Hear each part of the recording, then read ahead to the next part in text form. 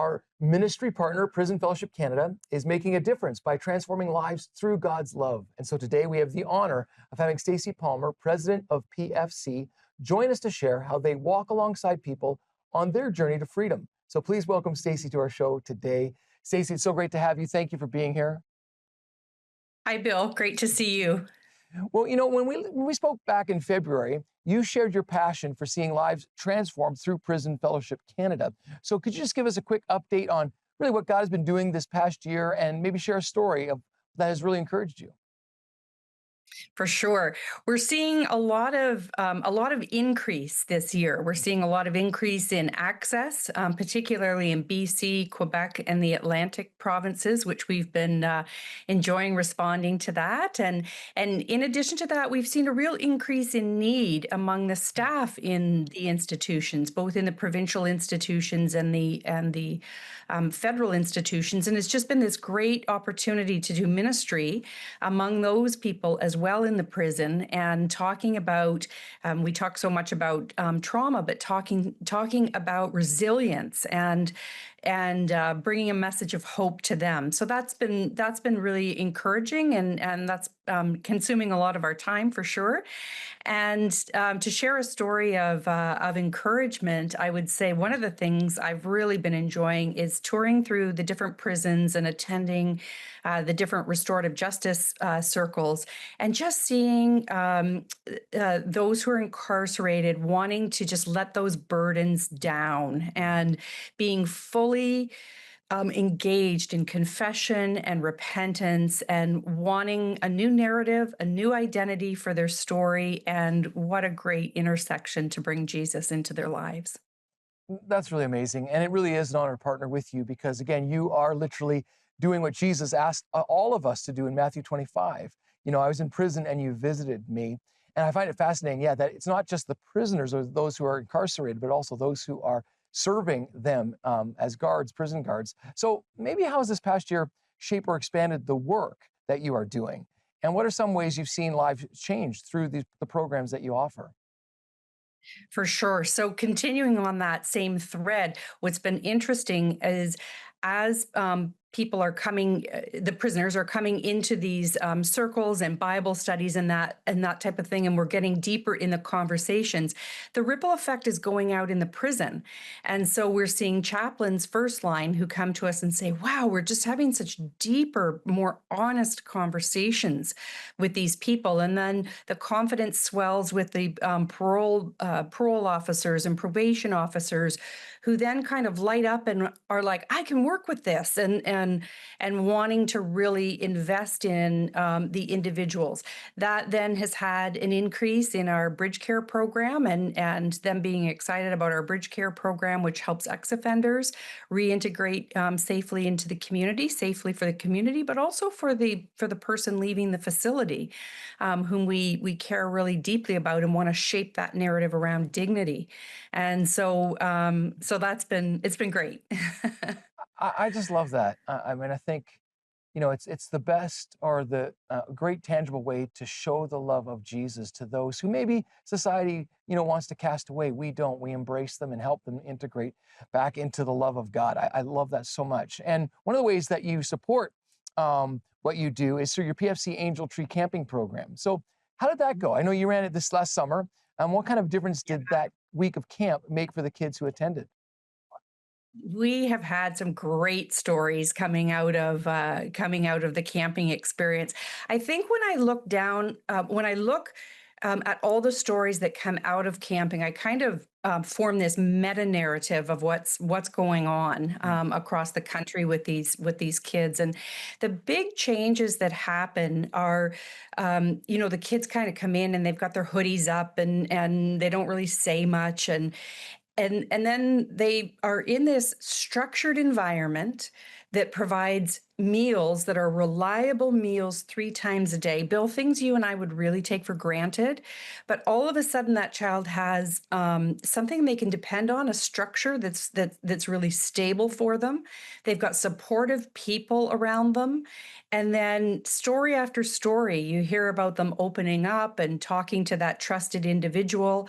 And that's when they start to be able to move to the next level, which is confidence in trying a new skill or sharing in a circle time or, attending chapel and singing out loud. Whereas before they'd just be kind of hunkered down, hoodie on, drawstring drawn.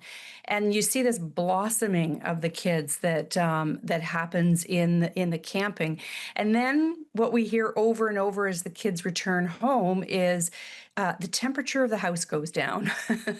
and Yeah. it's a whole different atmosphere in the home. And then teachers report, wow, one girl, Maya, that we talk about, Maya all of a sudden is asking questions and she's taking leadership in group activities and what's going on, and so it's just really good to see these impacts. Mhm. Yeah, I love the holistic approach. I think often we think about maybe those who've been incarcerated, but we forget about their families and the impact that it has on them. And so I love how you're in the prison, bringing hope not only to those incarcerated, but also those who are serving in those prisons, and then also to their children. And so thank you. And in just a moment, we're going to continue our conversation, and you're going to tell us a little bit more about Prison Fellowships Canada's Angel Tree Christmas program, which I'm super excited about. So please stay with us. Well, Stacey, it's always great to have you on the show. And again, thank you so much for talking about Prison Fellowship Canada and the incredible work that you're doing. But we want to turn the corner to Christmas. I know it's hard to think about it, but Christmas is quickly approaching. And we have for many years supported and would want to continue to support your incredible Christmas outreach. It's called the Angel Tree Christmas Program, and it really is a beautiful way to connect children with their incarcerated parents. And so maybe for those who do not know, how does this program actually work and why is it so meaningful during the Christmas season? For sure. So we're in full swing already. It's already Christmas season at Prison Fellowship Canada. So we put applications. They go on the canteen and or with the chaplaincy office, and those who are incarcerated, moms and dads who are incarcerated, can pick up an application and just fill out the information and say, "This is the person. This is the caregiver who takes care of my child. I would like my child to be included in the Christmas program."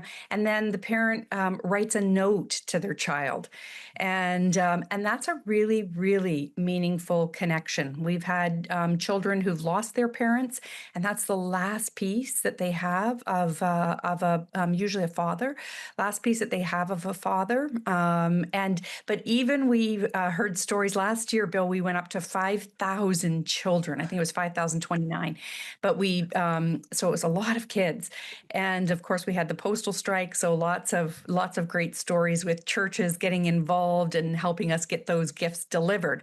Because once the parent fills out the application, of course, it comes into us, and then we send it out to individuals, church communities, who then take that, they'll shop for the gift, wrap it, and deliver it directly to the child and say, hey, here's a gift from your mom, or here's a gift from your dad. And to see that child's face light up and, oh, I've been remembered. And that gift tag again, we hear stories over and over and over that the child takes that gift tag to bed and holds that gift tag until it almost disintegrates, and as a connection to mom or dad.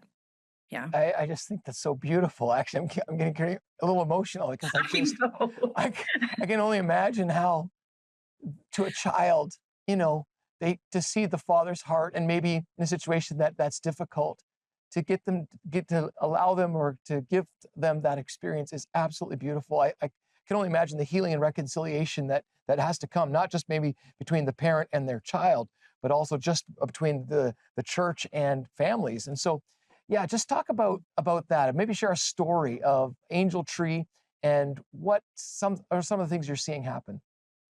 Mhm. So another part of that connection that's so important that we see, and again, over it's just such a common practice. We all know the feeling of going into a room and wanting to, like a social event, and you want to connect with someone, and you're trying to figure out how you're gonna connect with Mm. someone. So what are you gonna say that's beyond the weather? So imagine being a parent and wanting to connect with your child, but not really having a conduit. Maybe you've been away from the home for a long time, or you haven't talked. And this is such a great segue when the child receives a gift, and then there's maybe they phone the father, or the father phones home, and there's an instant connection. They've got something to talk about. Oh, Dad, thanks for that fire truck that you sent me, or thanks for the Barbie doll, or whatever it is was the gift. And all of a sudden they're off and running in a conversation, and the child welcomes that parent back into the world. This is what's going on in school, and this is what's going on, with my friends, and that type of thing. So rather than, I mean, I can share one isolated story, but I really want viewers to understand just how powerful a 30 or $40 gift can be. Yeah. Yeah, I think, Yeah. well, I can only imagine not only the impact on the child, but also on the incarcerated parent who maybe feels like they failed in their responsibility, and you're empowering them to do something that maybe they couldn't do without you. And I think that you're right. That is a bridge. I love that, this idea of repairing a bridge between parent and child, and between maybe even those incarcerated parents and their faith or whatever. It's so beautiful. So maybe for those watching, how and they want to get involved. They want to make a difference this Christmas. What is a practical way that they can partner with Angel Tree, whether it's giving or volunteering or connecting with families? What is the most tangible, practical way they can do that? I would say the most tangible way is to go on the website and to become a sponsor of a child who's local to you. We literally have children right across the country, from coast to coast, and all the way up into the territories.